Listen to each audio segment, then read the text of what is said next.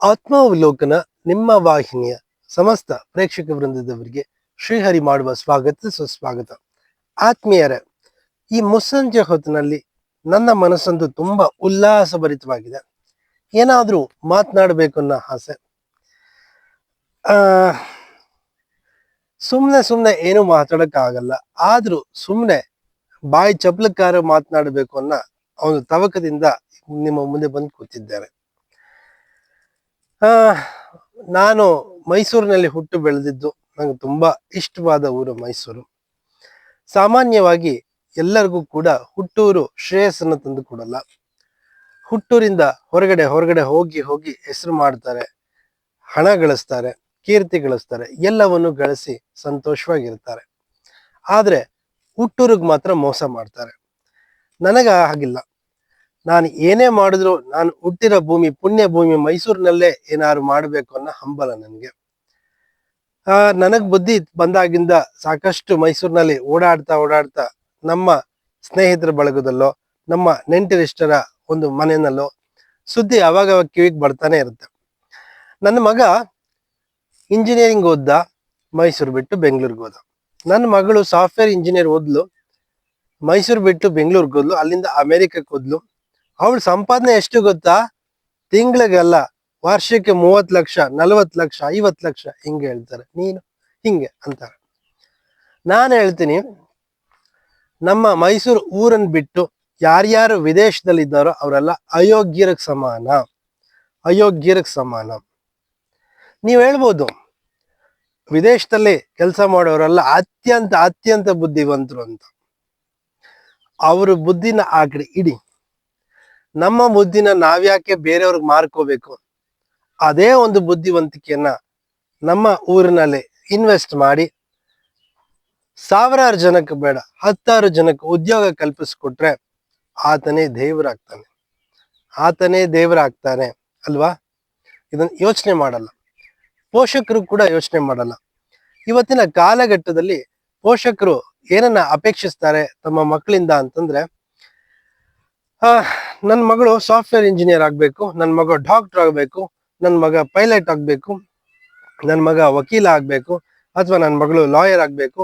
ಹೀಗೆ ನಾನಾ ತರ ಕನ್ಸು ಕಾಣ್ತಾರೆ ಹೊರತು ನನ್ನ ಮಗ ಲೇಖಕನಾಗ್ಬೇಕು, ನನ್ನ ಮಗ ಸಾಹಿತಿ ಆಗ್ಬೇಕು, ಅಥವಾ ನನ್ನ ಮಗ ಸನ್ಯಾಸಿ ಆಗ್ಬೇಕು, ನನ್ನ ಮಗ ಭಾಷಣಕಾರ ಆಗ್ಬೇಕು, ನನ್ನ ಮಗ ಕ್ರೀಡಾಪಟು ಆಗ್ಬೇಕು ಅಂತ ಯಾವ ತಂದೆ ತಾರನ ಅಪೇಕ್ಷಿಸೋದನ್ನ ನೀವು ಎಲ್ಲರೂ ಕೇಳಿದ್ದೀರಾ ಅಥವಾ ನೋಡಿದ್ದೀರಾ? ಖಂಡಿತ ನೋಡಿರ್ಲಿಕ್ಕಿಲ್ಲ. ಎಲ್ಲ ಹಣ. ಇವತ್ತು ಒಂದು ದೊಡ್ಡ ಒಂದು ಸುನಾಮಿಯಲ್ಲಿ ನಾವು ಸಿಕ್ಕಾಕೊಂಡು ಬೇಯ್ತಾ ಇದ್ವಿ. ಆದ್ರೆ ನನಗೆ ಖುಷಿ ಕೊಟ್ಟಂತ ವಿಚಾರ ಏನು ಅಂತಂದ್ರೆ, ಇವತ್ತು AI technology, artificial intelligent technology ಏನು ಪ್ರಗತಿಯತ್ತ ಮುಂದಾಗ್ತಾ ಇದೆ, ಸಾಫ್ಟ್ವೇರ್ ಉದ್ಯೋಗಿಗಳೆಲ್ಲ ಕೆಲಸ ಕಳ್ಕೊತಾ ಇದ್ದಾರೆ.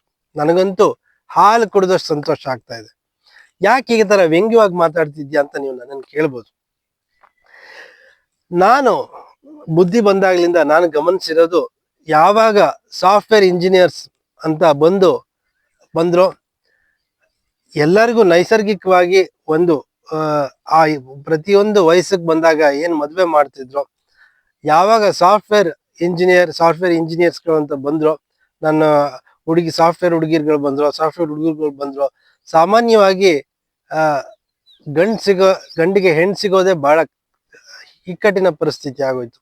ಯಾರನ್ನ ಕೇಳಿದ್ರು ಕೂಡ ಸಾಫ್ಟ್ವೇರ್ ಇಂಜಿನಿಯರ್ಸ್ ಹುಡುಗನ್ನೇ ಕೊಟ್ಟು ಮದ್ವೆ ಮಾಡ್ಬೇಕು, ನನ್ನ ಮಗಳು ವರ್ಷಕ್ಕೆ 30 ಲಕ್ಷ ಪ್ಯಾಕೇಜ್ ತಗೊಳ್ತಾಳೆ, ನೀನ್ ತಗೋತ್ಯಾ 5 ಲಕ್ಷ, 10 ಲಕ್ಷ ಸಾಕಾಗುತ್ತೆ, ನನ್ನ ಮಗಳು ಮೇಕಪ್ಗೆ ಆಗಲ್ಲ, ಹೋಗ್ ನಡಿ ಅಂತ ಕಳ್ಸೋದನ್ನ ನಾವು ಸಮಾಜದಲ್ಲಿ ಸರ್ವೇ ಸಾಮಾನ್ಯವಾಗಿ ನೋಡ್ತೀವಿ. ಅಂತಂದ್ರೆ ಸಾಫ್ಟ್ವೇರ್ ಕಳ್ರು ಅಂತಾನೆ ಹೇಳ್ಬೇಕು.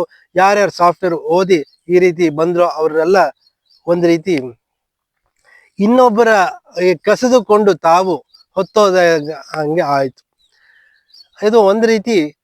ಈಗ ನೋಡಿ, ಇಂಜಿನಿಯರ್ಸ್ ಅಂತಂದ್ರೆ ಕೇವಲ ಸಾಫ್ಟ್ವೇರ್ ಇಂಜಿನಿಯರ್ಸ್ ಮಾತ್ರ ಮೇಲಿಂದ ಕೆಳಗೆ ಧುಮುಕಿಲ್ಲ. ತಲತಲಾಂತರ ವರ್ಷಗಳಿಂದ ಯಾವಾಗ ಯುರೋಪ್ ಯಾಂತ್ರಿಕ ಕ್ರಾಂತಿ ಆಯಿತು ನಮ್ಮ ಭಾರತ ದೇಶದಲ್ಲಿ, ಅವಾಗಿಂದನೂ ಕೂಡ ಮೆಕ್ಯಾನಿಕಲ್ ಇಂಜಿನಿಯರಿಂಗ್ ಡಿಪಾರ್ಟ್ಮೆಂಟ್ ಅನ್ನೋದು ಒಂದು ಎಲ್ಲದಕ್ಕೂ ತಾಯಿ ಬೇರಿದ್ದ ಹಾಗೆ, ಎಲ್ಲದಕ್ಕೂ ಕೂಡ ಮೂಲ ಬೇಸ್ ಅದು.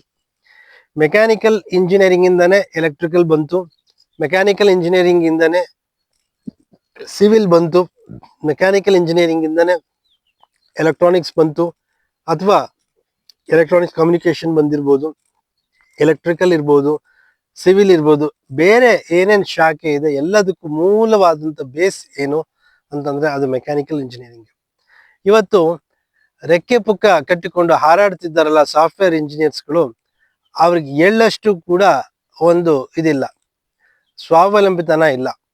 ಆ ಸಾಫ್ಟ್ವೇರ್ ಇಂಜಿನಿಯರ್ಸ್ಗಳಿಗೆ ಪವರ್ ಕಟ್ ಮಾಡಿಬಿಡಿ ವಿಲ ವಿಲ ವಿಲ ವಿಲ ಅಂತ ಒದ್ದಾಡ್ತಾರೆ ಅಲ್ವಾ. ಹಾಗೆ ಕೂಡ ಇವತ್ತು AI ಟೆಕ್ನಾಲಜಿ ಬಂದು ಸಾಕಷ್ಟು ಸಾಫ್ಟ್ವೇರ್ ಕಂಪ್ನಿಗಳಲ್ಲಿ ಲೇ ಆಫ್ ಆಗ್ತಿರ್ಬೋದು, ಕೆಲಸದಿಂದ ತೆಗೆದಾಗ್ತಿರ್ಬೋದು. ಇದನ್ನೆಲ್ಲ ಕೇಳಿ ಕೇಳಿ ನನಗಂತೂ ಹಾಲು ಕುಡಿದ ಸಂತೋಷ ಆಗ್ತಿದೆ. ಯಾಕೆ ಅಂತಂದ್ರೆ ಸಾಫ್ಟ್ವೇರ್ ಇಂಜಿನಿಯರ್ಸ್ ಬಂದಾಗಿಂದ ನಮ್ಮ ಮೈಸೂರಿನಲ್ಲಿ ಹೆಬ್ಬಾಳಿನಲ್ಲಿ ಬಾಡಿಗೆ ಮನೆ ಕೇಳೋರಿಗೆ ಗತಿ ಇಲ್ಲದೆ ಇದ್ದಂತ ಸಂದರ್ಭದಲ್ಲಿ ಬಾಡಿಗೆ ದರ ಜಾಸ್ತಿ ಆಯ್ತು. ರಿಯಲ್ ಎಸ್ಟೇಟ್ ಒಂದು ಸಾಮಾನ್ಯ ಜನ ಸೈಟ್ ಕೊಂಡ್ಕೊತಿದ್ದಕ್ಕೆ ಅವರು ಅಡ್ಡಿಗಾಲ ಹಾಕಿ ಯಾವಾಗ ಸಾಫ್ಟ್ವೇರ್ ಇಂಜಿನಿಯರ್ಸ್ಗಳು ಕಾಲಿಟ್ರು ಅವಾಗೆಲ್ಲ 3 ಪಟ್ಟು 4 ಪಟ್ಟು ಏರಿಕೆ ಆಯ್ತು. ಹೀಗೆ ಸಾಫ್ಟ್ವೇರ್ ಇಂಜಿನಿಯರ್ಸ್ ಇಂದ ಹಾಗೇನೆ ಸಾಫ್ಟ್ವೇರ್ ಇಂಜಿನಿಯರಿಂಗ್ ಜೀವನ ಶೈಲಿಯಿಂದ ಹಾಗೇನೆ ನಮ್ಮ ಒಂದು ಭಾರತೀಯ ಸಂಸ್ಕೃತಿ ಮೈಸೂರಿನಲ್ಲಿ ಹೇಗೆ ವಿಜೃಂಭಿಸ್ತಿತ್ತು ಎಲ್ಲ ಒಂದೊಂದಾಗ ಕಳ್ಕೊಳ್ಳುವಂತ ಸಂದರ್ಭ ಬಂದಿದೆ. ಇಷ್ಟ ನಾ ಹೇಳ್ಬೋದು. ಅಂತೂ ಇತ್ತೀಚೆಗೆ AI ಟೆಕ್ನಾಲಜಿಯಿಂದ ಸಾಫ್ಟ್ವೇರ್ ಇಂಜಿನಿಯರಿಂಗ್ ಫೀಲ್ಡ್ ಅಲ್ಲಿ ಸಾಕಷ್ಟು ಜನ ಸಾಫ್ಟ್ವೇರ್ ಇಂಜಿನಿಯರ್ಗಳು ಮನೆಗೆ ಹೋಗ್ತಾ ಇರೋದು ನನಗಂತೂ ಹಾಲು ಕುಡಿದು ಸಂತೋಷ ಆಗ್ತಿದೆ. ಧನ್ಯವಾದ.